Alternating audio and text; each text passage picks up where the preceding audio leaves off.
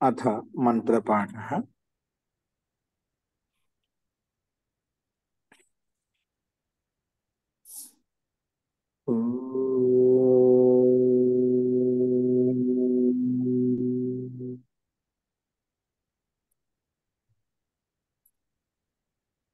सहनाववतु सहनौ भुनक्तु सह वीर्यं करवावहै तेजस्विनावधीतमस्तु मा विद्विषावहै। ओम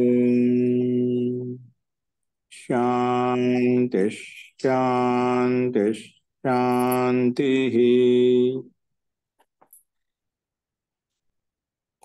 सर्वेभ्यो नमः। अंदरिकी नमस्कारम अंडी।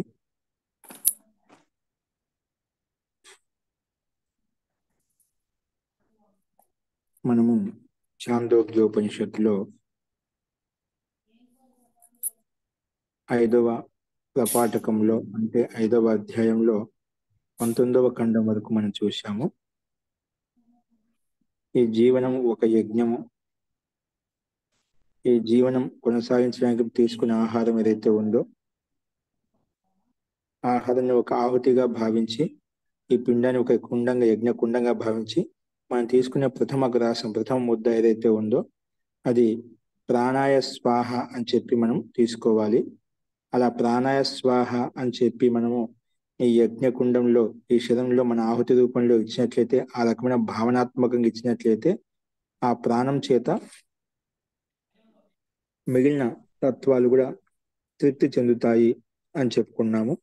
అదే ప్రాణము తృప్తి చెందడం చేత ప్రాణాస్వాహ అని చెప్పడం వల్ల ప్రాణం తృప్తి చెందింది. ఆ ప్రాణం తృప్తి చెందడం వలన చక్షు తృప్తి చెందింది అని చెప్పుకున్నాం. అలాగే ఈ నరదేహంలో ఉన్నటువంటి వైశ్వానర ఆత్మ ఏదైతే ఉన్నదో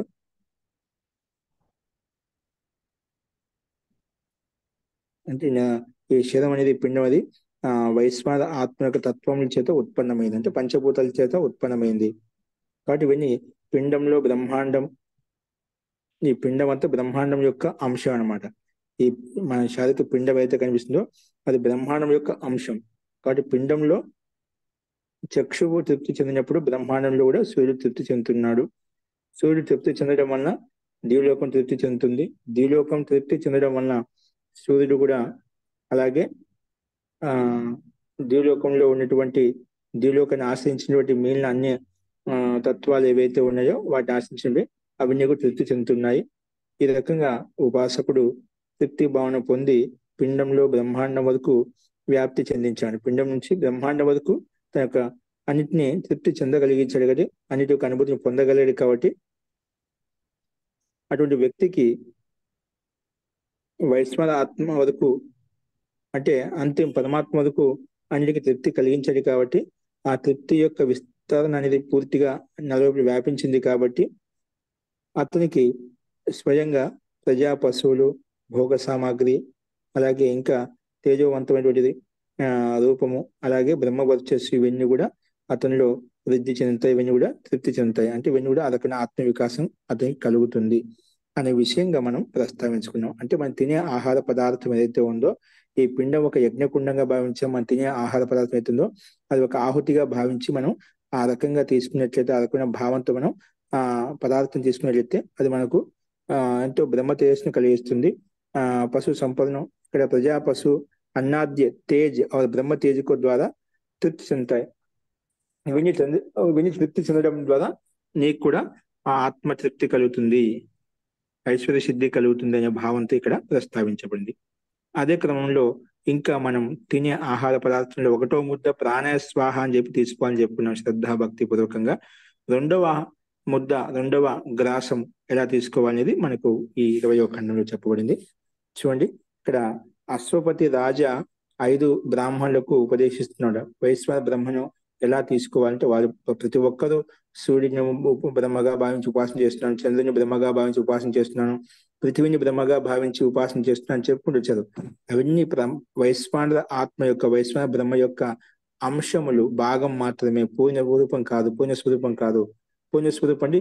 ఈ బ్రహ్మాండం యొక్క సంపూర్ణ విరాట్ స్వరూపమే ఆ వైశ్వరాత్మ యొక్క బ్రహ్మరూపము.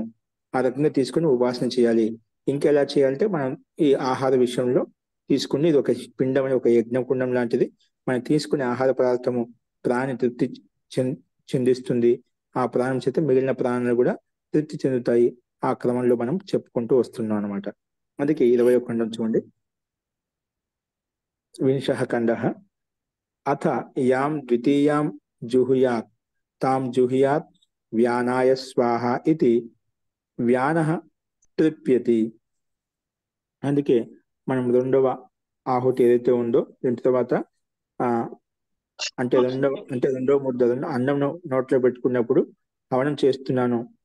అది ఎలా చేయాలంటే తాం జుహుయాద్ అని చేస్తున్నాను భావంతో చేసి ఆ ముద్ద నోట్లో వేసుకున్నప్పుడు ఆహ్వానం చేసినప్పుడు తాం జుహుయాద్ అది హోమ రూపంలో ఆహుతి ఇచ్చిన విధంగా ఇచ్చినట్లయితే అప్పుడు ఇచ్చేటప్పుడు కూడా ఏం చేయాలంటే వ్యానాయ స్వాహ వ్యాన ప్రాణానికి తృప్తి కొరకు నేను ఈ ఆ పదార్థం తీసుకుంటున్నాను అని చెప్పి మనం మంత్రోచ్చారణ చేసి ఈ రకంగా ప్రస్తావించి మనం తీసుకున్నట్లయితే వ్యానః తృప్యతి అంటే శరీరం యొక్క వ్యానం ప్రాణం ఏదైతే ఉందో అది తృప్తి చెందుతుంది అని చెప్పి ఇక్కడ ప్రస్తావించుకున్నాం. जो दूसरी आहुति दे उसे व्यानाय स्वाहा ऐसा कहकर दे, इससे व्यान तृप्त होता है. స్పష్టంగా ఇచ్చారు. అథ యాం ద్వితీయాం జుహుయాత్ హోమం చేసినట్లయితే తాం జుహుయాత్ వ్యానాయ స్వాహ అయితే దాన్ని ఎలా ఇవ్వాలంటే వ్యానాయ స్వాహ అని చెప్పి ఆహుతి రూపంలో ఆ ముద్దను ఆ గ్లాస్ను అన్నాన్ని మనం తీసుకోవాలి. అప్పుడు ఆ వ్యానం ప్రాణము వ్యానము ఉదానము సమానం అని చెప్పినదా పంచ ప్రాణంలో వ్యానరూప ప్రాణము తృప్తి చెందుతుంది అనే విషయాన్ని మనం చూసాం. ఈ ఒక వ్యాన ప్రాణం తృప్తి చెందడం వల్ల మిగిలిన అన్ని ప్రాణాలు ఏవి తృప్తి చెందుతాయి? పిండం నుంచి బ్రహ్మాండం వరకు ఏ పదార్థాలు తృప్తి చెందుతాయి, ఏ తత్వాలు తృప్తి చెందుతాయి అంటే కింద ఇచ్చాను మళ్ళా. వ్యానే తృప్యతి చేత్ వ్యాని రూపి ప్రాణం తృప్తి చెందినట్లయితే శ్రోత్రం తృప్యతి శ్రోత్రాలు తృప్తి చెందుతాయంట. శ్రోత్రే తృప్యతి చేత్ చంద్రమా తృప్యతి చంద్రమా తృప్తి చెందుతుందంట.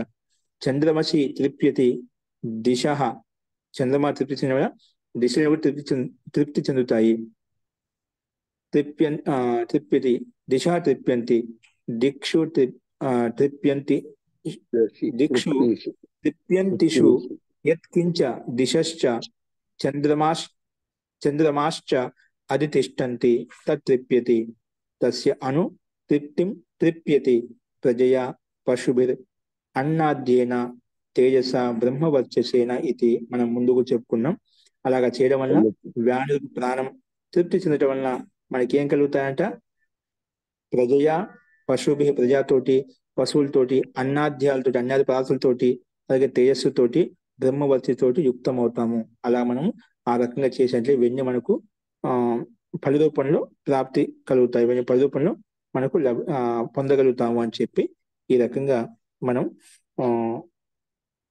ఆహుతి రూపంలో మనం అన్నాన్ని గ్రహించాలి అనేది ఇక్కడ ప్రస్తావించుకున్నాం. కాబట్టి క్రమంగా ఇక్కడ ఒకదానితో ఇచ్చేదాం. ఒకటి మనము వ్యాని రూపి ప్రాణం తృప్తి చెందడం వలన చెవులు తృప్తి చెందుతున్నాయి.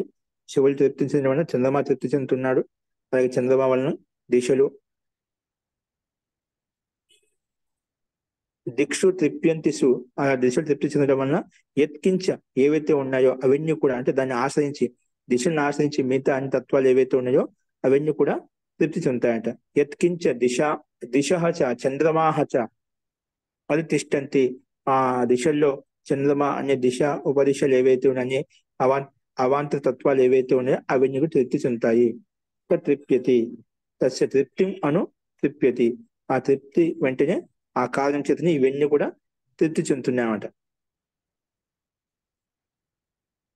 అంటే ఈ తీసుకున్న అన్నని గ్రహించే హోత కూడా తృప్తి చెందుతాడు. ఇది తీసుకున్నట్లయితే నిజంగా అది మనకు ఒక లోపల ఒక అనుభూతిని కలిగిస్తున్నాడు. అన్నం మనం తీసుకున్న ఆహారం దాన్ని సరిగా జీర్ణమైనట్లయితేనా ఆ వ్యక్తికి అప్పుడే ఆ తిన్న ఆహార పదార్థం బట్టి మనకు తెలుస్తున్నాడు.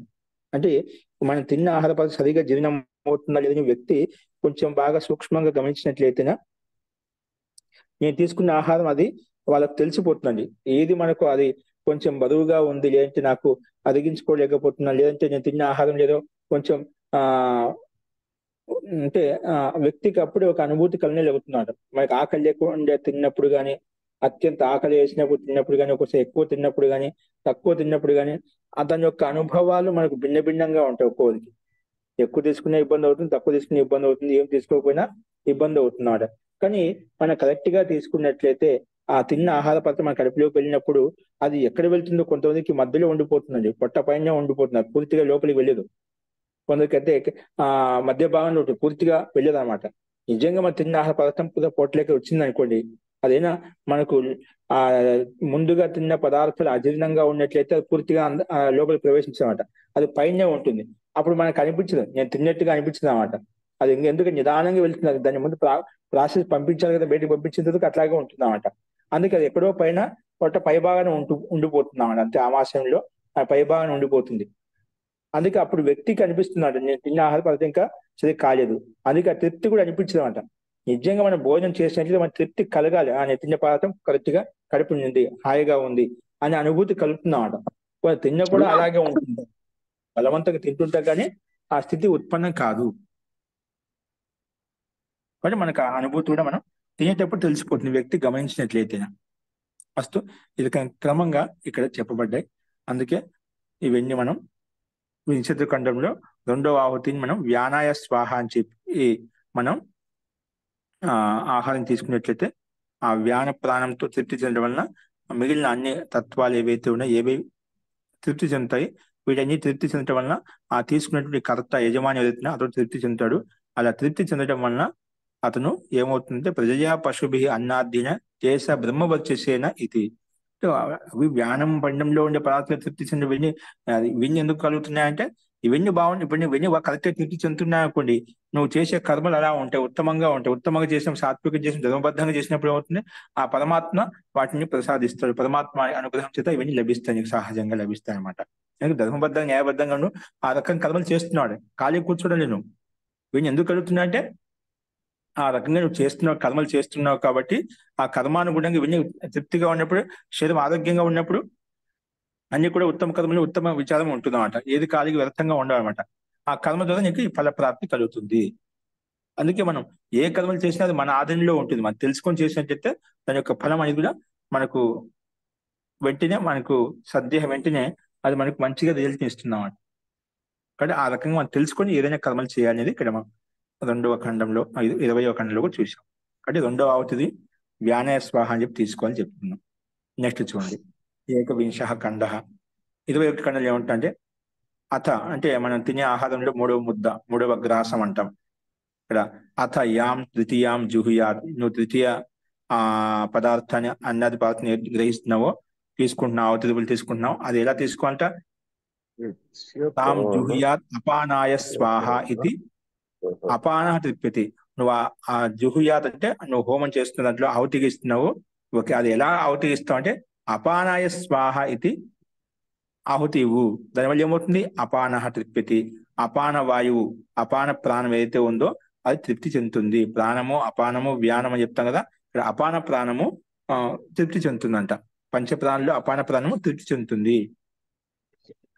ఆ అపాన ప్రాణం తృప్తి చెందడం వల్ల ఏమవుతుంది, ఇంకా దాన్ని ఆశ్రయించిన తత్వాలు ఏవైతే అవన్నీ తృప్తి చెందుతాయి. అంటే పిండం నుంచి బ్రహ్మాండం వరకు ఇవన్నీ ఇవే నిమిత్తం చేసి తృప్తి చెందుతాయి. ఏవైతే ఈ ప్రాణం ఉత్పన్నం కావడం ఏవైతే సహాయకంగా అవన్నీ కూడా తృప్తి చెందుతాయి. దీలోకం వరకు అంటే పరమాత్మ వైశ్వాన బ్రహ్మ వరకు ఇవన్నీ తృప్తి చెందుతాయి. అవి ఏంటంటే అపాని తృప్యతి చేత్, అపాని తృప్యతి వాక్ తృప్యతి. వాక్ అని తృప్తి చెందుతుంది. మనం తీసుకునే ఆహారంలో అలా తృప్తి కలగాలన్నమాట. అంటే ఏ పదార్థం ఆ పదార్థము కరెక్ట్ గా పని చేయాలి. మనకు శరీరంలో పంచప్రాణాలు ఆశ్రయించిన మిగిలిన ప్రాణాలు ఏవైతే ఉన్నాయో అవన్నీ సక్రమంగా పనిచేస్తే మన సప్తధాతులు బాగా ఏర్పడతామట. అప్పుడు వ్యక్తికి జీర్ణంగా అవన్నీ బాగా సక్రమంగా ఆకలి వేస్తుంది, టయానికి మనం ఆకలి వేస్తుంది, టయానికి మనం పడుకుంటున్నాం, టయానికి బాగా నిద్ర పడుతుంది, టయానికి అన్ని మల విసర్జన ఇవన్నీ బాగా జరుగుతున్నాయి. ఇవన్నీ మూడు ఎవరికైతే ఉంటాయో స్పష్టంగా ఉంటామట. ఈ మూడిట్లో ఏ తేడా వచ్చినా కూడా తిన్నాం, అది ఇంకా బయటికి వెళ్ళడం లేదు. లేదంటే అప్పుడు ఇవన్నీ ఒకటే ఆగిపోవడం వల్ల మిగతా ఆగిపోతాయి. నిద్ర సరిగా ఉండదు. నిద్ర సరిగా లేకపోతే అది ఇంకా మన పగులు పనిచేయడం వల్ల ఇంకా ఆలస్యం వస్తుంది, అలసట వస్తుంది. దాన్ని బట్టి అలా ఒక క్రమం ఆగిపోవడం వల్ల ఈ శరీరంలో పిండంలో జరిగే క్రియాకలాపాలు కూడా తేడా వస్తుంది, వ్యత్యాసం వస్తుంది. ప్రారంభంలో యువకత్వంలో ఉంటాం, లేదా బాల్యావస్థలో ఉంటాం. కొన్ని ప్రారంభంలో యాక్టివ్ గా ఉంటే, తేజవంతంగా ఉంటే, కొన్ని అలా బలవంతంగా తీసుకుంటాం. అవి ఎంతవరకు తీసుకుంటాం? ఒక అవస్థ వచ్చిన తర్వాత అవి నేను ఇబ్బంది పెట్టేస్తాయి. ఒకసారి మనం కనిపించామని అవి కాలాంతంలో ఒక వయసు వచ్చిన తర్వాత కొన్ని అయితే బలపూర్వకంగా అయితే కొన్ని ప్రభావం చూపుతాయి ఎక్కువ అతి అయినప్పుడు.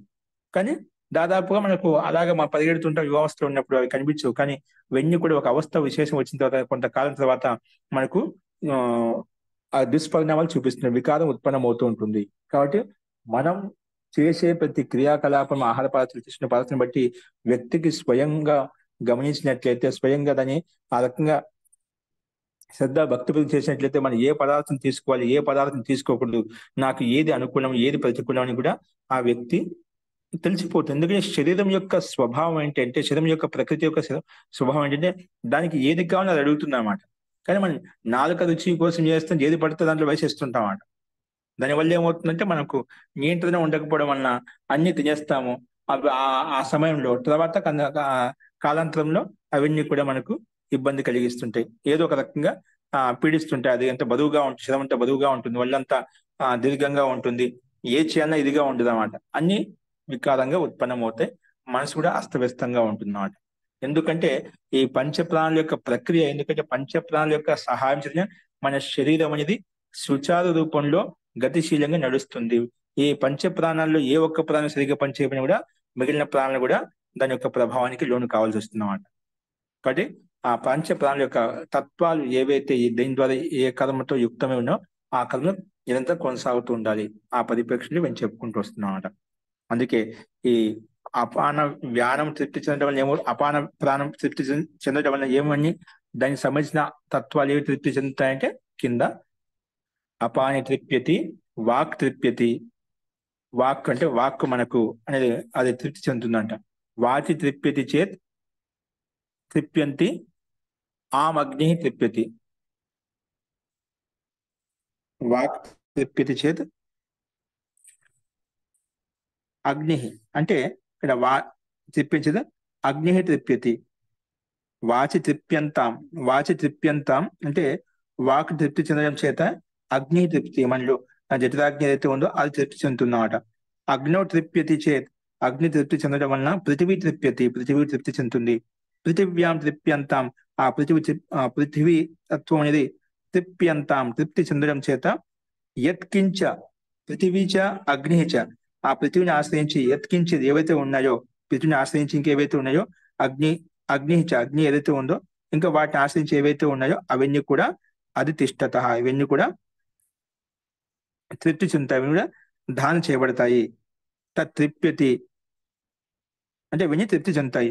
తస్య తృప్తిం అను తృప్యతి, ఆ తస్య తృప్తిం అను తృప్యతి అంటే అవన్నీ తృప్తి చెందడం వల్ల ఆ తీసుకునే కర్త, యజమాని ఏదైతే ఉన్నదో, ఆ సాధకుడు ఏదైతే ఉన్నదో, ఆ వ్యక్తి ఏదైతే ఉన్నదో అతను కూడా అన్నాది పదార్థం తృప్తి చెందుతాడు. అతనికి ఒక సంతోషానుభూతిని కలిగిస్తుంది. అలా తృప్తి చెందడం వలన, అలాగా అపాన వాయు తృప్తి చెందడం వలన ప్రజయ పశుభిర్ మనం ఏవైతే చెప్పుకున్నామో వీటన్నిటి కూడా భోగ్య సామాగ్రి ఏవైతే ఉన్నాయో, ప్రజా పశువులతోటి, భోగ్య సామాగ్రితోటి, తేజస్సుతోటి, బ్రహ్మవస్తుతోటి వీటిని కూడా తృప్తి చెందుతాడని చెప్పి మనం ముందు చెప్పుకున్న ప్రక్రియ ఇక్కడ వచ్చామట. ప్రజయా పశుభిర్ అన్నాద్యైన తేజస బ్రహ్మవర్చసేన వీటన్నిటి కూడా తృప్తి చెందుతాడు. ఇవన్నీ కూడా అతనికి లభిస్తాయి, ఇవన్నీ కూడా ప్రాప్తం అవుతాయని చెప్పి ఈ 21 ఖండంలో కూడా మనకు అదే విధంగా ప్రస్తావించబడింది. చూడండి, అందుకే అవి క్రమంగా ఇచ్చారు, మనకు అన్వయం చేసుకోవాల్సిన కూడా అవసరం లేదు, క్రమంగానే ఉన్నాయి. అపాని తృప్యతి, వాక్ తృప్యతి, వాచి తృప్యంతాం, అగ్ని తృప్యతి, అగ్నో తృప్యతి, పృథివీ తృప్యతి, ఒకదాని తర్వాత క్రమంగా ఇచ్చేది. పృథివ్యాం తృప్యంతాం తృప్యంత్యాం యత్కించ పృథివీ చ అగ్నిశ్చ అది తిష్టతి. తృప్యతి తస్య అనుతృప్యతి, తస్య అనుతృప్తిం తృప్యతి. అప్పుడు తన యొక్క కర్త అనుతృప్తి వెంటనే వెండి తృప్తి చెందంటే తన యొక్క కర్త అతను తృప్తి చెందుతాడు. అందుకే అలా తృప్తి చెందటం వల్ల ఏమవుతుంది, ఏ ఉపలబ్ధి కలుగుతుంది అంటే ప్రజయా పశుభిర్ అన్నాద్యేన తేజస బ్రహ్మ వర్చసేన అని చెప్పి ఈ ఉపలబ్ధిగా మనం చెప్పుకున్నాం అనమాట. అస్తు ఇది ఏకవింశ ఖండ. ద్వావింశ ఖండం చూడండి, 21వ ఖండంలో చతుర్థ ఆహుతి, 3వ ఆహుతిని అపానాయ స్వాహ అని చెప్పి తీసుకున్నాం. నాలుగవది మనం తీసుకున్న ఆహార పదార్థాలు నాలుగో ముద్ద, నాలుగో గ్రాస్ ఎలా తీసుకోవాలి అది చెప్తున్నాడు. అథ యాం చతుర్థీం జుహుయాత్ తాం జుహుయాత్ సమానాయ స్వాహ ఇది. నువ్వు చతుర్థ ఆహుతిని హోమంగా జుహుయాత్ ఏదో హోమంగా హవనం తీసుకుంటున్నావో, ఆహుతి ఇస్తున్నావో, అంటే చతుర్థ గ్రాసంను నీవు అయితే కడుపులోకి తీసుకుంటున్నావో అది ఎలా తీసుకోవాలంట? తాం జుహుయాత్, దాన్ని ఎలా ఆహుతి ఇవ్వు. ఏ రకంగా ఇచ్చాలంటే, ఏ రకంగా ఇవ్వాలంటే సమానాయ స్వాహ ఇది. ఆహుతిని తాం జుహుయాత్ సమానాయ స్వాహ, తాం సమానాయ స్వాహ ఇది జుహుయాత్, సమానాయ స్వాహ అని చెప్పి దాన్ని హోమం చేయి, దాన్ని ఆహుతి ఇవ్వు అని చెప్పి ఈ 20వ ఖండంలో ఉన్నటువంటి ప్రథమాంశం చేత ప్రథమాంతాన్ని చూసాం. ఆ ప్రథమాంతంలో చూసాం. దానివల్ల ఏం చేస్తుంది? సమాన తృప్యతి, సమాన తృప్యతి, సమాన ప్రాణం ఏదైతే ఉందో అది తృప్తి చెందుతుంది. అని సమభాగంలో వీటిని ఎక్కడ పంపించాలో ఆ సమాన ప్రాణం చూస్తుంటామంట. సమాన రూపంలో ఏ తత్వం ఏ రకంగా ఏ శక్తి ఎక్కడికి పంపించాలి, ఏది ఎక్కడ జరుగుతుంది, ఈ సమాన ప్రాణం అనేది అన్నిటిని గ్రహిస్తుంది. అన్నిటిని మనకు సప్లై చేస్తున్నాడు. అది రక్త కావచ్చు, రస రక్త మాంసాలు ఏవైతే ఉన్నాయో అవి సమరూపంలో అన్నిటిని ప్రవహింపచేస్తుంది సమానంగా. కాబట్టి ఆ రకంగా మనం ఆ 4వ ఆహుతి, 4వ గ్రాసం, 4వ ముద్ద అలా తీసుకోవాలి కడుపులోకి అని చెప్పి ఆ రకమైన భావం తీసుకోవాలని చెప్పి చెప్పుకున్నాం. ఇలాగ సమాన ప్రాణం తృప్తి చెందటం వలన దాన్ని ఆశ్రయించుకునేటువంటి ప్రాణాలు ఏవి తృప్తి చెందుతాయంటే అది కూడా ఇచ్చారు చూడండి. సమానే తృప్యతి, మనః తృప్యతి, మనసి తృప్యతి, పర్జన్య తృప్యతి, పర్జన్యే తృప్యతి, విద్యుత్ తృప్యతి, విద్యుతి తృప్యంత్యాం యత్కించ విద్యుత్చ పర్జన్యశ్చ అధితిష్ఠతః తృప్యతి తస్య అనుతృప్తిం తృప్యతి ప్రజయా పశుభిర్ అన్నాద్యేన తేజసా బ్రహ్మవర్చసేన ఇది. అది సమాన ప్రాణం తృప్తి చెందినట్లయితే మన మనసు ఏదైతే ఉందో అది తృప్తి చెందుతుందంట. మనసు ప్రసన్నంగా ఉంటుంది. ఆ మనసు ప్రసన్నంగా ఉన్నప్పుడు పర్జన్యాలు కూడా తృప్తి చెందుతాయి. అంటే ఆ బ్రహ్మాండంలో మేఘాలు తృప్తి చెందుతాయి. మేఘాలు తృప్తి చెందడం వల్ల ఏమవుతుంటే విద్యుత్ తృప్యతి, ఆ విద్యుత్ తృప్తి చెందుతుందంట. ఆ విద్యుత్ తృప్తి చెందడం వల్ల ఏమవుతుంది? విద్యుతి తృప్యంత్యాం యత్కించ విద్యుచ్చ, దాన్ని ఆశ్రయించి విద్యుత్తు పర్జన్య ఏవైతే ఉన్నాయి రెండు కలిసిమెలిసి ఉంటాయి. మేఘాలవి విద్యుత్తు ఈ రెండు కూడా అది తిష్టత, రెండు ఒక చోట ఉంటాయంట. అవి తృప్తి చెందుతాయి. యత్కించ విద్యుచ్చ పర్జన్యశ్చ, విద్యుత్ పర్జన్య రెండు కలిసి ఉన్నాయో అది తిష్టత, రెండు కలిసి ఉన్నాయో అవన్నీ కూడా తృప్తి చెందుతుంది. తస్య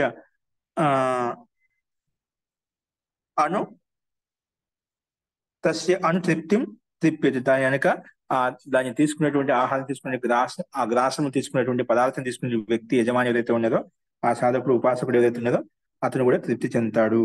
అలా తృప్తి చెందడం చేత మనకి ఏం కలుగుతాయంటే ప్రజయా పశువురి అన్నాద్యైన తేజసా బ్రహ్మ వచ్చేసి అని చెప్పి ఇవన్నీ అతనికి లభిస్తాయి అని చెప్పి ఇక్కడ ఈ అంశంలో కూడా మంచి విషయం. ఇది 4వ ఆవతి. 5వ ఆవతి ఏం చేస్తుందో చూడండి. ఇవన్నీ క్రమంగా అవే ఉపలబ్ధి కలుగుతున్నామంట. ఇవన్నీ ఒకదానితో తృప్తి వల్ల ఆ వ్యక్తికి ఇవన్నీ కలుగుతాయి, సహజంగా కలుగుతాయి. అత యాం పంచమీం జుహుయాత్ తాం జుహుయాత్ ఉదానాయ స్వాహ ఇది. ఉదాన తృప్యతి.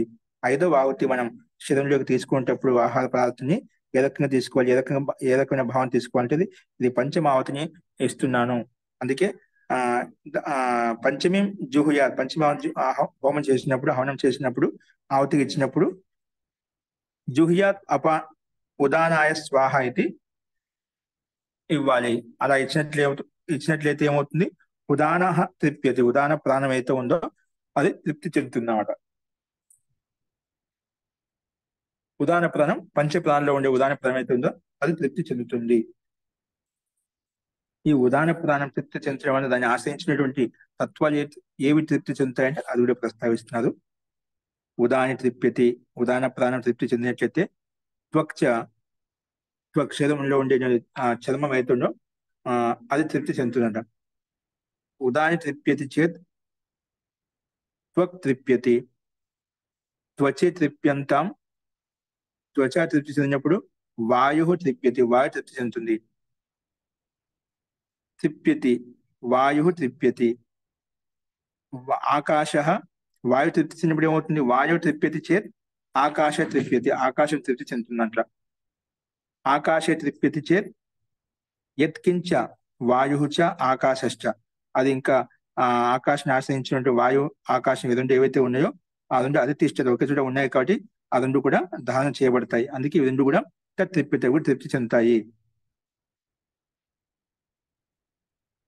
తస్య అను తృప్తిం తృప్యతి, తృప్తిం తృప్తిం తృప్యతి అంటే దాన్ని ఆశ్రయించినటువంటి గ్రహించినటువంటి వ్యక్తి ఎవరైతే ఉన్నదో అతను కూడా తృప్తి చెందుతాడు, ఆ యజమాని కూడా తృప్తి చెందుతాడు.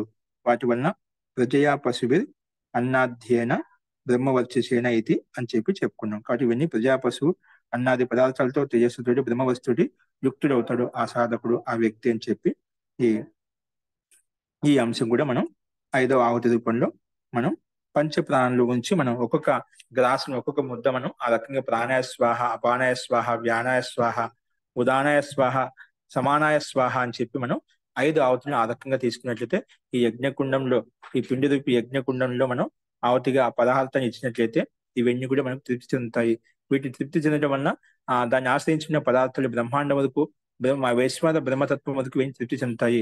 అవన్నీ తృప్తి చెందడం వలన నీకు ప్రకృతి యొక్క అంశమే ఈ పిండంలో ఉండే పదార్థాలు ద్వారానే బ్రహ్మాండ వరకు తత్వాన్ని తృప్తి చెందుతున్నాయి కాబట్టి నీకు ఇవన్నీ కలుగుతున్నాయి. ఇవి ప్రజయా పశువుది అన్నాద్యన తేజస బ్రహ్మ వచ్చేసాయి అని చెప్పి మనం ఈ రకంగా ప్రస్తావించుకున్నాం. ఈ రకంగా మనం పంచ ప్రాణాల విషయంలో చెప్పుకున్న తర్వాత మళ్ళా 24వ ఖండంలో ఏం చెప్తున్నారని చూడండి. అంతిమ ఖండంలో ఇక్కడ అది కరెక్ట్ గా సమాని తృప్యతి, మనః తృప్యతి, మనసి తృప్యతి, పర్జన్యో తృప్యతి ఇవి చెప్పుకున్నాం మనం. దాని తర్వాత ఉదాన తృప్యతి, త్వక్ తృప్యతి, త్వచి తృప్యంత్యాం వాయు తృప్యతి, వాయు తృప్యతి, ఆకాశ తృప్యతి, ఆకాశ తృప్యతి, యత్కించ వాయుశ్చ ఆకాశశ్చ అధితిష్టత, దాన్ని ఆశ్రయించి వాయు ఆకాశ రెండు ఉన్నాయి కాబట్టి అధితిష్టత, తస్య అధితిష్ట తత్ తృప్యతి, అది తృప్తి చెందుతాయి రెండు కూడా.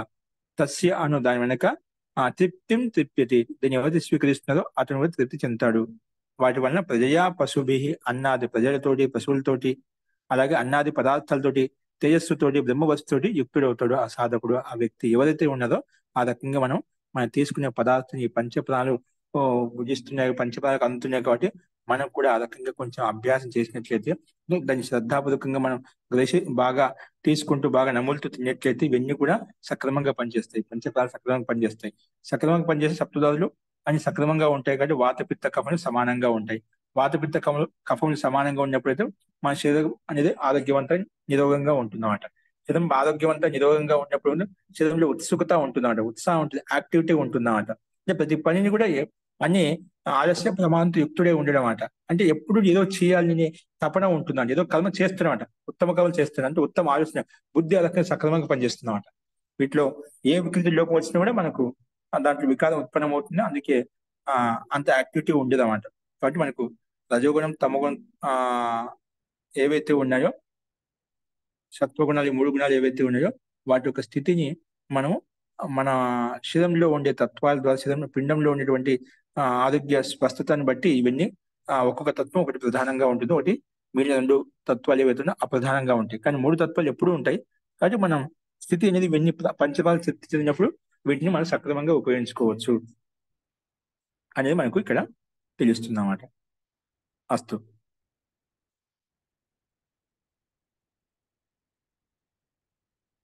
చూడండి, ఇప్పుడు మళ్ళీ నెక్స్ట్ ఏమంటున్నా అంటే ఆ విషయాన్ని దృష్టిలో పెట్టుకుని అశ్వతి రాజు ఏమంటున్నా అంటే ఇక్కడ ఈ రహస్యాన్ని ఎవరు తెలుసుకోకుండా అగ్నిహోత్రం చేస్తారో, ఇప్పుడు మనము కేవలం బ్రహ్మాండంలో ఉండే మన అగ్నిహోత్రం ఏం చేస్తున్నామో, మనం తీసుకునే పిండంలో చేసేటువంటి అగ్నిహోత్రం ఏవైతే ఉన్నాయో, మన తినే ఆహార పదార్థాలు ఏవైతే ఉన్నాయో వీటిని తెలుసుకోకుండా ఏదో ఎలా పడితే అలా తినేయడం, ఎలా పడితే అక్కడ వెళ్ళడం అలా చేస్తున్నాం. ఏదైనా కానీ అది దేవయజ్ఞమైనా బ్రహ్మయజ్ఞమైనా మన పిండులు జరిగేటువంటి యజ్ఞం, మనం తీసుకునే ఆహార పదార్థాలు ఏవైనా కూడా ఇవన్నీ కూడా మనం తెలుసుకోకుండా చేసినట్లయితే ఏమవుతాం, వాటి వల్ల ఉపలబ్ధి అది కలగదు. అందుకే ఈ రహస్యాన్ని ఏవైతే తెలుసుకోకుండా అగ్నిహోత్రం చేస్తుందో, హవనం చేస్తుందో, అతడు ఎలా ఉంటుందంటే కేవలం ఆ సమిధలు వెలిగించేసి ఆ బొగ్గు ఇక మండుతూ ఉంటాయి. దాంట్లో వ్యర్థంగా మనం నెయ్యి పోసిన సమిధలు వేసినట్లే అన్నమాట. అంటే ఒక వ్యర్థంగా ఎలా చేసినంటే ఒక బూడిదలో మనం వెయ్యి చేసినట్లే అవుతున్నాం అంట.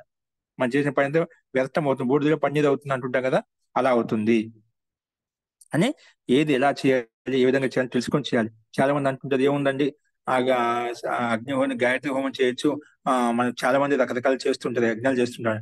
ఇంట్లో మనకి సమిధలు వెలిగించేసి మామిడి పుల్లే కదా కావాల్సింది, మనకు అవన్నీ తెచ్చేసుకుంటాం బానే, బయట అమ్ముతుంటది కాబట్టి. ఏంటంటే రావి పుల్లలుగా తెచ్చుకుంటాం, రావి పుల్లలుగా కావాల్సింది అని చెప్పి ఆవతి ఇవ్వడము, కొన్ని సామాగ్రి ఇవ్వడం అన్ని డైరెక్ట్ గా వచ్చేస్తుంటాం అంట. స్వాహ అని చెప్పి ఓం అని చెప్పి చెప్పడం, చేయడం. దీనివల్ల ఏమవుతుందంటే ఎంతైనా కథలు మిగతా సమిధలు పోల్చుకుంటే ఇవి మనకు ఉత్తమమైన సమిధలు అన్నమాట. దాంట్లో కార్బన్ డైఆక్సైడ్ ఉంటుంది కొంత అంశీభూతంలో. అది మనం క్రమంగా వేస్తూ పోతుంటే ఏమవుతుంది, అది సరిగా ఆ పక్వం కాదు. పక్వం మనం చేసిన ఆహుతి భస్మీభూతం కాదు. భస్మీభూతం కానప్పుడు ఏమవుతుందంటే, మన శరీరంలో ఈ విధంగా ఆహుతి ఇచ్చినప్పుడు భస్మీభూతం కానప్పుడు, అది పూర్తిగా పక్వం కానప్పుడు ఏమవుతుంది, అది అపక్వ స్థితిలో ఉంటుందన్నమాట. అమాశయంలో ఉంటుందన్నమాట. పచ్చిగా ఉంటుందన్నమాట. అది మనకు ఆ వ్యక్తికి కూడా ఆ అనుభూతి కలుగుతుందన్నమాట. ఇది కూడా అలాగే ఉన్నప్పుడు ఆవిడ పొగను ఉత్పత్తి చేస్తున్నాడు, కార్బన్ ఎక్కువ ఉత్పత్తి అవుతుంది. ఎందుకంటే నువ్వు ఒకేసారి వేస్తున్నావట. అంటే దానికి అది అరిగించుకోవడానికి, కాల్చడానికి సమయం ఇవ్వలేదు. డైరెక్ట్ వేస్తూ పోతున్నామట, ఒకరి తర్వాత ఒకరు వేస్తుంటాం. లేదంటే మనం ఏదో చాలా మందికి ఎలా ఉంటారంటే ఎక్కువ వేస్తే ఎక్కువ పుణ్యం వస్తుందో అని చెప్పి దాంట్లో అదే పని చేస్తుంటాం అని యాగాలు జరిగే చోట. అది ఒక తెలియని శ్రద్ధ, అంధశ్రద్ధగా మనం తీసుకొచ్చి పిడికిలు వేయించుకొచ్చి పోస్తూ ఉంటున్నాం పెద్ద పెద్ద యాగాల్ని. ఒకవేళ అగ్ని దేదీప్యమానంగా ప్రజ్వలంగా ఉంటుంది అనుకోండి, మనం వేసేయచ్చు. అలాగే మనం తీసుకునే ఆహార పదార్థాన్ని మనం బాగా కష్టపడుతున్నాం, బాగా ఎండలో కష్టపడుతున్నాం, పొలం పని చేస్తున్నాం, లేదంటే బయట ఏదైనా శారీరకంగా కష్టపడుతున్నాం అనుకోండి, నువ్వు ఏం తీసుకున్నా అరిగిపోతున్నావు. నువ్వు శరం ఎక్కడ తినాలో ఇంట్లో కూర్చుంటున్నావు, గరిష్ట పదార్థాలు నూనె పదార్థాలు తీసుకున్నట్లు ఏమవుతుందంటే అవన్నీ కూడా వెళ్ళిపోతాయి. అక్కడ అన్ని డ్యామ్ అయిపోతాయి, నిలబడిపోతాయన్నమాట. నిదానంగా పంపిస్తూ ఉంటున్నాం. అది ఏమవుతుంది, అవన్నీ నిలవడానికి పంపించేటప్పుడు మిగతా అన్ని తంత్రాలు ఏవైతే ఉన్నాయో అవన్నీ ఆగిపోతాయన్నమాట.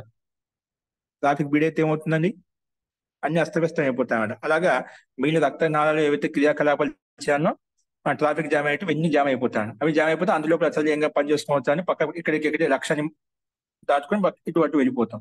అలాగే ఇవన్నీ కూడా పంచడం ఆగిపోతాయన్నమాట. అంటే అవరుద్ధం అయిపోతాయన్నమాట. రక్తనాళాలు కావచ్చు, రక్త సరఫరా కావచ్చు, ఇవన్నీ అవుతాయి, అవరుద్ధం అవుతాయి. ఆ టైంకి ఎప్పుడు ఏం చేయాలో అవి చేసుకోలేము. టైం దాటుకుంటే అన్ని అస్తవ్యస్తం అయిపోతాయన్నమాట. ఆ రకమైన స్థితి ఇక్కడ కూడా ఉంటుంది.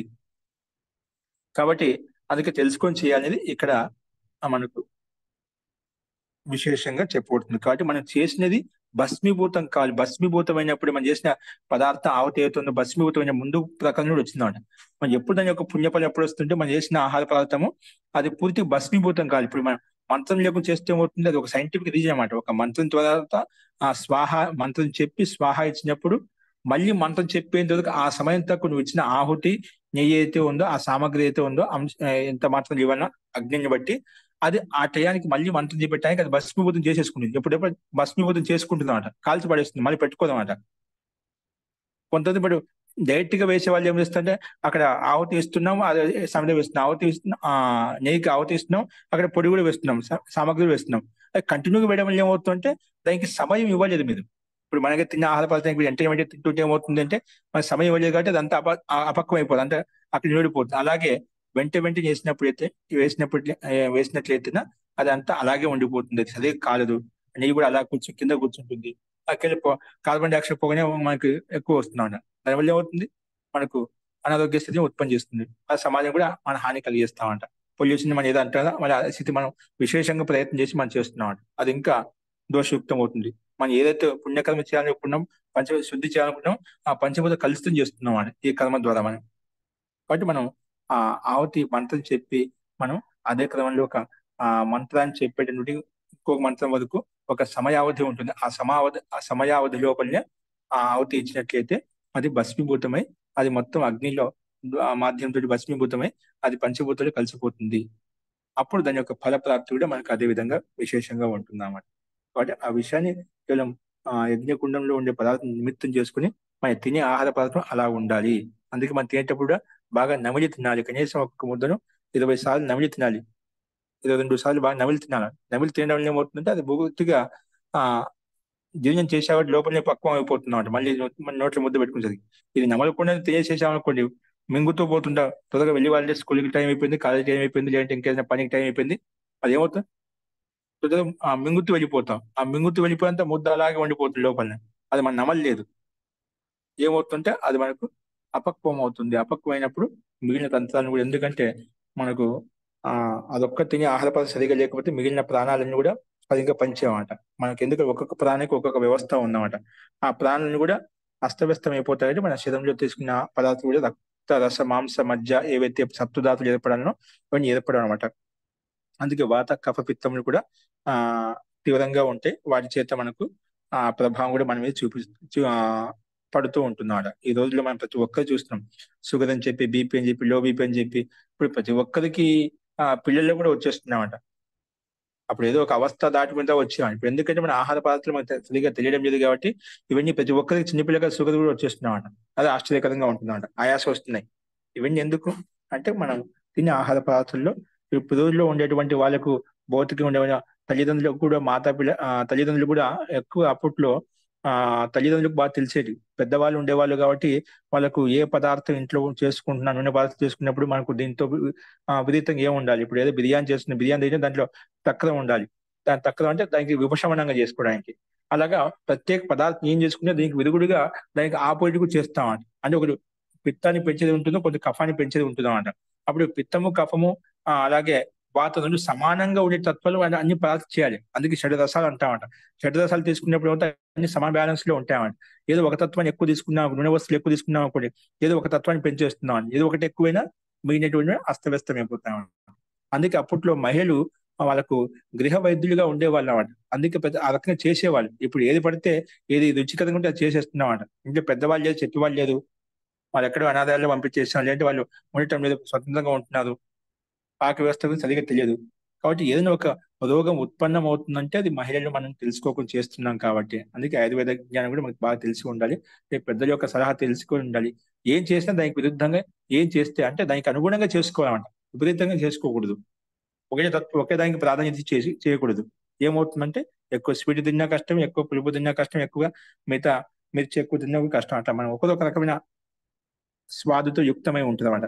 వాటిని మనం తెలుసుకొని ఇంట్లో మహిళలు ఆ రకం చేసినట్లయితే ఇంటిలో ఉండేటువంటి ఆరోగ్య స్థితి అనేది వాళ్ళ చేతుల్లో ఉంటుంది కాబట్టి, మనం తినే ఆహార పదార్థాల్లో ఉంటుంది కాబట్టి వాళ్ళకి ఆ ఎక్కువ విషయ ప్రతిపాదన అనేది వాళ్ళకి బాగా తెలిసి ఉండాలి. ఆ రకంగా తెలిసి చేసినట్లయితే వాళ్ళకు ఏ సమస్య ఉండదు. అందుకే ఎక్కువ దగ్గు అనే, జూకాం అనే, కాశీ అంటుంటాం కదా. అంటే దగ్గు, పరిచయం పట్టింది, జలుబు చేసిందని చెప్పి ఇవన్నీ కూడా ఒక కఫ ప్రక్రియకి సంబంధించి ఎక్కువ చేయడం వలన అలా జరుగుతూ ఉంటాయి. ఎక్కువ పెరుగు తీసుకోవడం వల్ల, లేదా ఇంకేదైనా తీసుకోవడం వల్ల వాటి విషయాల్లో మనకు మహిళకి తెలిసి ఉండాలి. అందుకే ఒకసారి మనకి ఎప్పుడైనా అవకాశం ఉన్నప్పుడు చిట్కాలు పెద్దవాళ్ళు ఎవరైతే ఉన్నారో, ముసలి వాళ్ళు ఎవరైతే ఉన్నారో అవి మనం తెలుసుకుని చేసినట్లయితే బాగుంది. అట్లా చాలా మంది చేస్తున్నారు. కానీ వాటి విషయాల్లో పట్టుకు ముఖ్యంగా ఉండేటువంటి పాకం చేసిన మహిళలకు బాగా తెలిసి ఉండాలి ఈ విషయాలు. ఎందుకంటే అక్కడి నుంచి స్టార్ట్ అవుతున్నాం అంటే మనం తీసిన పదార్థాలు ఏవైతే ఉన్నాయో. కానీ ఆ విషయాన్ని ఇక్కడ మనం అర్థం చేసుకున్నట్లయితే మనం ఆరోగ్యవంతంగా ఉండొచ్చు అనే విషయాలు మనకు తెలుస్తాయి. ఈ సామాన్య విషయాలు, మనం కొత్త విషయాలు చెప్పడం ఇక్కడ అంటే ఇవన్నీ మీకు అన్ని తెలిసిన విషయాలు శాస్త్రబద్ధంగా చెప్పుకుంటామంట. ఈ విషయాలు తెలియనివంటూ ఏం లేవు. దాదాపుగా స్వాభావిక అందరూ అలా చేస్తామంట. అలాగా స్వాభావిక విద్య అనేది మనకు ప్రతి మహిళకు పుట్టుకతో వచ్చింది. దీన్ని మన పుస్తకాలు చూసి చెప్పాలని అవసరం లేదు. అయినప్పటికీ కూడా స్థితి అలా ఉండేది. ఇప్పుడు వర్తమాన స్థితి అలా ఉంది కాబట్టి మనం చేస్తున్నాం కాబట్టి మనం ఆయన తెలుసు కూడా మనం వాటిని ఆచరించడం లేదు కాబట్టి మనం ఇలా శాస్త్రీయంగా చెప్పుకోవాల్సి వస్తుంది అన్నమాట. అస్తు కాబట్టి ఆ రకంగా ప్రయత్నం చేయాలని ఇక్కడ చెప్తుంది. చూడండి, అథ ఏతద్ ఏవం విద్వాన్ అగ్నిహోత్రం జుహోతి తస్య సర్వేషు లోకేషు సర్వేషు భూతేషు సర్వేషు ఆత్మసు హుతం భవతి. ఇక్కడ మనం ఏం చేసినా కూడా ఈ వైశ్వన ఆత్మను దృష్టిలో పెట్టుకుని తెలుసుకొని చేసినట్లయితే, తెలుసుకుని ఏదైతే అగ్నిహోత్రం చేస్తారో, అంతకంటే ముందు ఇక్కడ చతుర్వింశతి ఖండలో మొట్టమొదటి శ్లోక మంత్రాంశం చూడండి. స య ఇదం అవిద్వాన్ అగ్నిహోత్రం జుహోతి. అవిద్వాన్ తెలుసుకోకుండా, యథా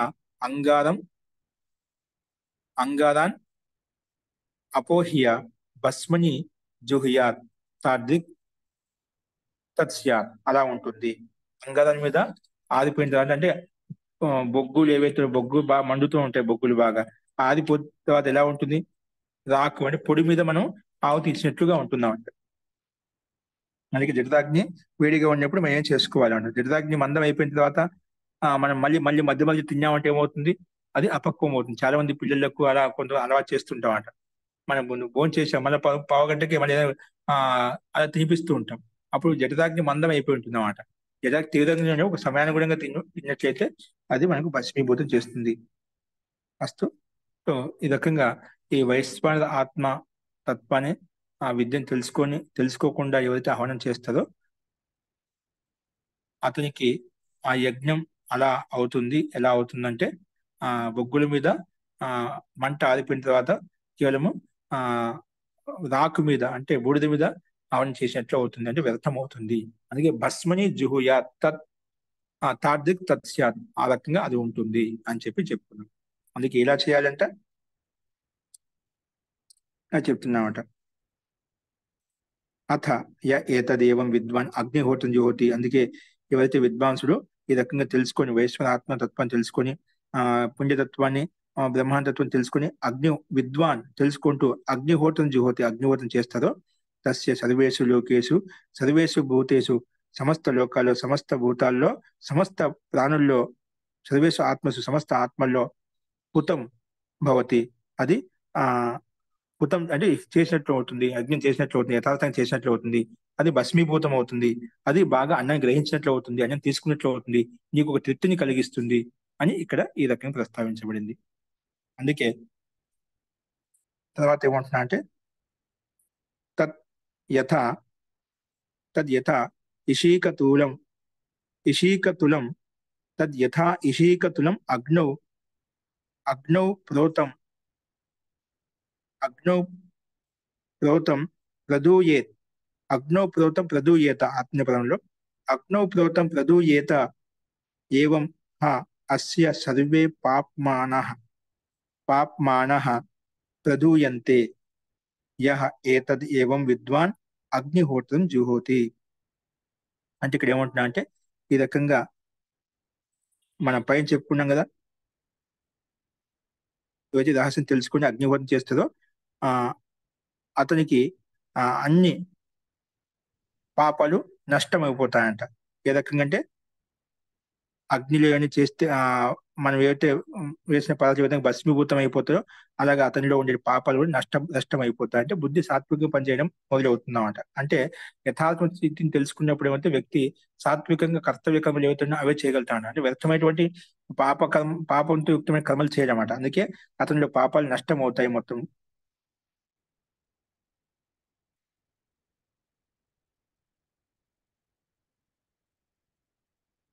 కాబట్టి ఆ రకంగా మనం ఇవి తెలుసుకొని చేయాలనేది చెప్పేది ఇక్కడ. సదకండే అంటే సదకండే అంటే ఇసీకతూలం. ఈ సదకండే మనం ఉప్పలాలు అంటే కదా పేడతో చేస్తూ ఉంటాం. పేడతో చేసేటువంటి ఇప్పుడు చేయడం లేదు, అప్పట్లో పెట్టేవాళ్ళు అనమాట. సదకండ అంటే ఇప్పుడు ఎక్కువ హర్యానా ప్రాంతంలో వాళ్ళు ఇప్పుడు ఆడవాళ్ళు చేస్తుంటారు. అది చేసి మనకు ఒక గోల్డ్గా చేసేసి గోడలకు అతికిస్తుంటాం. ఆదిపోయిన తర్వాత అది మళ్ళీ పొయ్యిలో పెట్టి అది విడిగిస్తుంటాం అంట. పిడకలు అంటారు. పిడికలు. ఓకే. యథా సదకండేకి ఇక్కడ రూయి అని చెప్పేది, సదకండే ఇంకోటి తీసుకున్నది ఇక్కడ. అది కాకుండా సదకండేకి రూయి అగ్నిలో వేసినప్పుడు అది బాగా తత్కాల నష్టం అయిపోతుంది. అంటే మనకు బూడిద అదిగినా అది కూడా తీసుకోవచ్చు ఒక రకంగా, అది కూడా ఒక అర్థం వస్తుంది. ఏ విధంగా అది అగ్నిలో వేసిన పూర్తిగా భస్మీభూతం అయిపోతున్నారు అలాగా. అంటే కొంచెం కూడా మిగిలేదు అనమాట. కొన్ని అయితే కాలకుండా మధ్యలో అలాగే ఉండిపోతాయి. ఏ విధంగా అయితే ప్రోతం అగ్ని వేసిన ప్రదూయేత పూర్తిగా నష్టభ్రష్టం అయిపోతుందో ఏవం అలాగే అస్య హోత ఈ హోత తీసుకుని గ్రహించేటువంటి పదార్థం గ్రహించే వ్యక్తి ఆ బ్రాహ్మణుడు ఏదైతే ఉన్నదో సాధకుడు ఏదైతే ఉన్నదో సర్వే పాప్మనః అన్ని పాపకర్మలు ఏవైతున్నాయో శరీరంలో ఉన్నటువంటి దోషాలు ఏవైతే ఉన్నాయో అవి ప్రదూయంతవి నష్టమైపోతాయి. సర్వే పాప్మనః ఏతద్ ఏవం సర్వే పాప్మనః ప్రదూయంతి. అన్ని పాపాలు శరీరంలో ఉండే రోగాలు ఇవన్నీ నష్టభ్రష్టం అయిపోతాయి. ఇవన్నీ రకంగా పంచప్రాణాలు సరిగా పనిచేసినట్లయితే యః ఏతద్ ఏవం విద్వాన్ అగ్నిహోత్రం జుహోతి. ఈ రకంగా యువతిని తెలుసుకొని చేస్తారో అతనిలో ఉండే పాపాలు మొత్తం నష్టభ్రష్టం అవుతాయి అన్నట్టుగా ఇక్కడ ప్రస్తావించబడింది. అందుకే తస్మాత్ తస్మాత్ తద్ వైశ్వానరే హుతం స్యాదితి, అప్పుడు అది వైశ్వాన బ్రహ్మాత్మకు ఆవతికి ఇచ్చినట్లు అవుతుంది. తస్మాత్ తస్మాత్ ఊహ ఏవం విధం యద్యపి చాండాలాయ ఉచ్ఛిష్టం ప్రయచ్చేత్ ఆత్మని హ ఏవ తద్ వైశ్వానరే హుతం స్యాత్ ఇది తద్ ఏషా శ్లోకః. ఇక్కడ ఏమంటున్నా అంటే ఈ రహస్యాన్ని తెలుసుకుని ఎవరైతే ఈ రకంగా భోజనం చేస్తారో అత్తి అంటున్నా ఇక్కడ.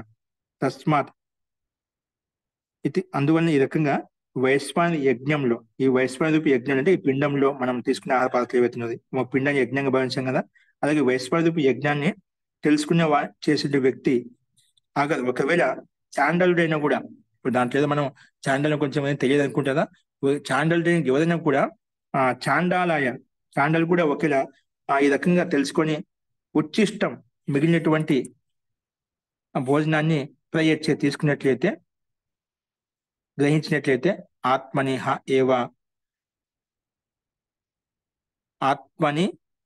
ఏవ తద్ వైశ్వానరే హుతం, అది కూడా ఉచ్ఛిష్ట భోజనం కూడా మిగిలిన అంశం మిగిలినటువంటి భోజనం కూడా అది ఆ రకంగా ఆ వ్యక్తి తీసుకున్నట్లయితే అతనికి కూడా అదే రకమైన ఉపలబ్ధి కలుగుతుంది. వైశ్వాత్మ రూపి అగ్నిలు వేసినట్లయితే అది వాస్తవంగా హుతం చేయబడినట్లు అవుతుంది, అంటే అగ్నిలో ఆహుతికి ఇచ్చినట్లు అవుతుంది. అది వాస్తవంగా సార్థకం అవుతుంది. అది పంచప్రాణాలు సరిగా పనిచేయడం వలన అది భస్మీభూతం అవుతుంది, అంటే పూర్తిగా నీకు సప్తధాతులను ఉత్పత్తి చేస్తుంది. అది ఎవరికైనా కూడా రకం తీసుకున్నట్లయితే. ఇది తది ఏష శ్లోకః. ఇది ఈ రకంగా పైన చెప్పిన తత్వానికి పుష్టిగా ఇది ప్రస్తావించబడింది అన్నమాట. అంటే ఈ ఆహార పదార్థం ఎవరు కూడా తీసుకున్నా కూడా, చాండాలు తీసుకున్నా కూడా ఆ మిగిలిన అంశాలు, ఇప్పుడు మనం చాలా మంది మిగిలిన తర్వాత ఎవరికి ఇస్తుంటాం కదా, అంతిమంలో ఎవరికైనా ఇస్తున్నారు, అది కూడా ఎవరు ఈ రకంగా తీసుకుంటారో ఆ వ్యక్తి కూడా ఇది పుష్టిని కలుగజేస్తుంది. ఆ వ్యక్తికి అది అన్ని రకాల పంచప్రాణను సక్రమంగా పనిచేస్తున్నాయి కాబట్టి అవి పుష్టిని కలిగజేస్తాయని చెప్పి ఈ రకమైన ఉపలబ్ధి కూడా కలుగుతుందని చెప్పి ఈ రకంగా ప్రస్తావించబడింది. అంటే అది వాస్తవంగా వైశ్వన ఆత్మకు ఆహుతిగా ఇచ్చినట్టుగా మనం గ్రహించాలి అన్నట్టుగా ప్రస్తావించబడింది. इसलिए इस रहस्य को जानने वाला स्वयं को भोजन करता है, उसे तो यज्ञ समझता ही है. అంటే ఈ రకంగా ఎవరైతే తెలుసుకొని భోజనం చేస్తారో వాళ్ళు నిజంగా ఈ పిండి రూపి యజ్ఞాన్ని అలాగే వైశ్వాన రూపి ఆత్మతత్వం తెలుసుకుని చేస్తున్నాడు. అటువంటి వ్యక్తి అన్ని సక్రమంగా చేస్తాడు కాబట్టి అవన్నీ ఉపలబ్ధి కలుగుతాయి. ఒకవేళ అటువంటి కర్మ చాండాలు కూడా చేసినప్పుడు కూడా అతను కూడా ఆ ఉచ్ఛిష్ట భోజనం వల్ల అదే ఫలప్రాప్తి కలుగుతుంది, అదే విధంగా యజ్ఞం చేసినట్లు అవుతుంది అని ఇక్కడ ఈ శ్లోకాంశంలో చెప్పబడింది అన్నమాట.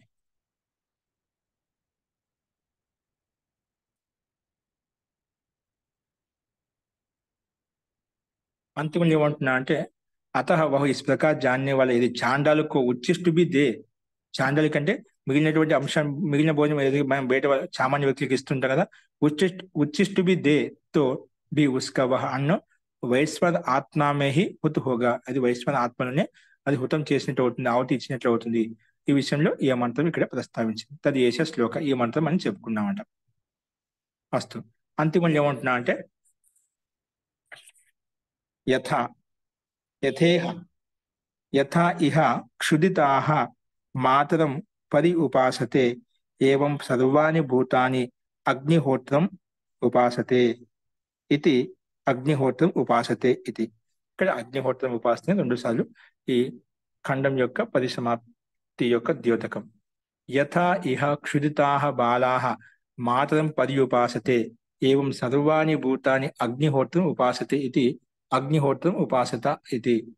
అంటే ఎవరైతే ఆకలి వేసినటువంటి ఆకలితో వ్యాకులు బట్టి బాలకులు అమ్మ దగ్గరికి వెళ్ళి కూర్చుంటారో అలాగే సమస్త ప్రాణులు కూడా అగ్నిహోత్రం దగ్గర అగ్నిహోత్రానికి ఉపాసన చేసినట్లయితే అంటే ఉపాసన దగ్గర కూర్చోండి అనమాట, ఆ రకంగా చేయడం అనమాట. చేసినట్లయితే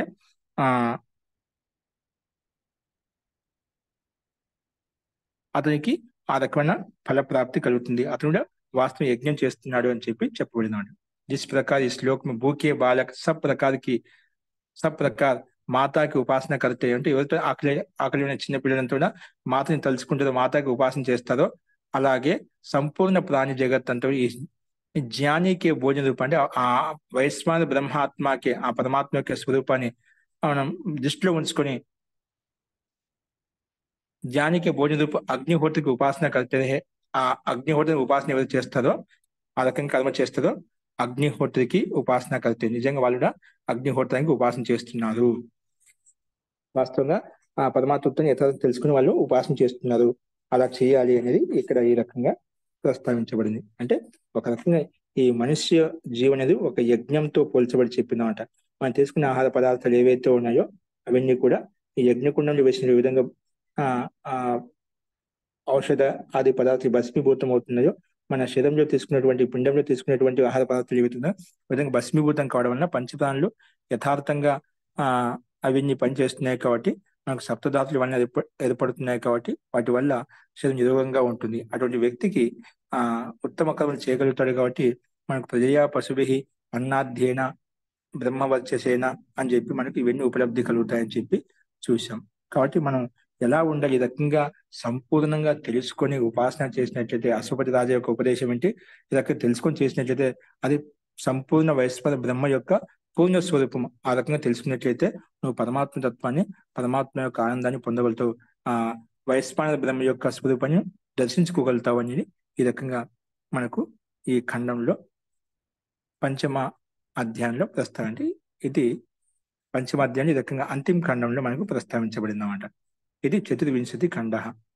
కాబట్టి మనం చెప్పుకునే గత కొన్ని ఖండముల నుంచి అశ్వపతి రాజు యొక్క ప్రకరణం ఏదైతే నడిచిందో ఆ అశ్వపతి రాజా ప్రకరణంలో ఈ రకంగా అశ్వపతి రాజా ఐదుగురు జిజ్ఞాసు ఐశ్వర్యశాలి మహాన్ గృహస్థులు ఎవరైతే ఉన్నదో శ్రోత్రియులు అంటే వైదికులు ఎవరైతే ఉన్నదో వారు ఏం చేస్తున్నా మీరు ఒక తత్వాన్ని పూజిస్తున్నారు, ఒక తత్వాన్ని ఆత్మగా భావించి యజ్ఞానుష్ఠాన ఆత్మతత్వాన్ని మీరు ఉపాసన చేస్తున్నారు। అది పూర్ణాంశం కాదు, పూర్ణంగా ఈ బ్రహ్మాండం యొక్క పూర్ణ రూపాన్ని పిండం యొక్క పూర్ణ రూపాన్ని తెలుసుకొని ఉపాసన చేసినట్లయితే సంపూర్ణానికి ఉపాసన చేసినట్లయితే నీకు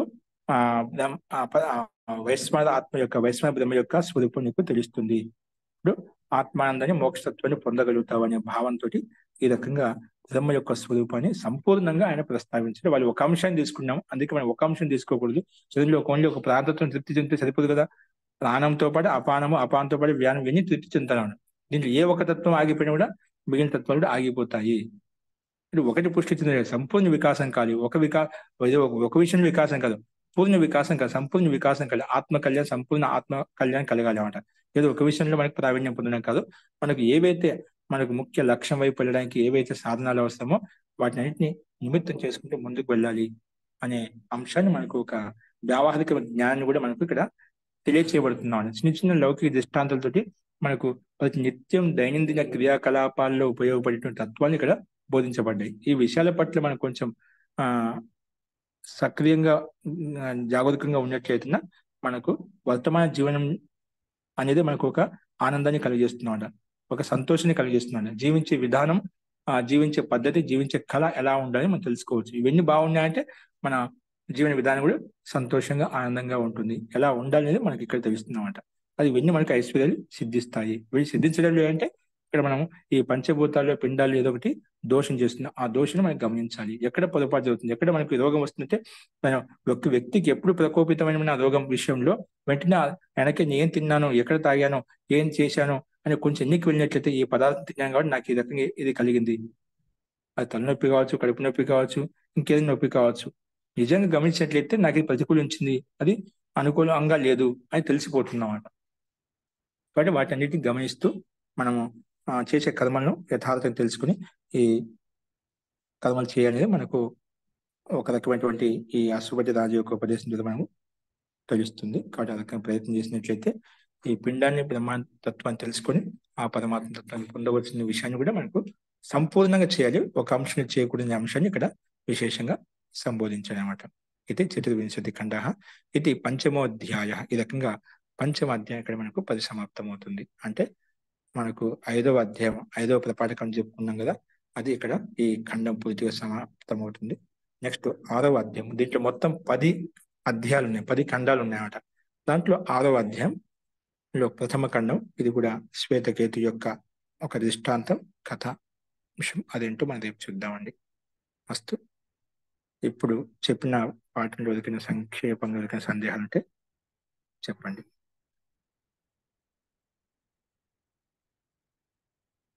అస్తు. శాంతి పాఠ.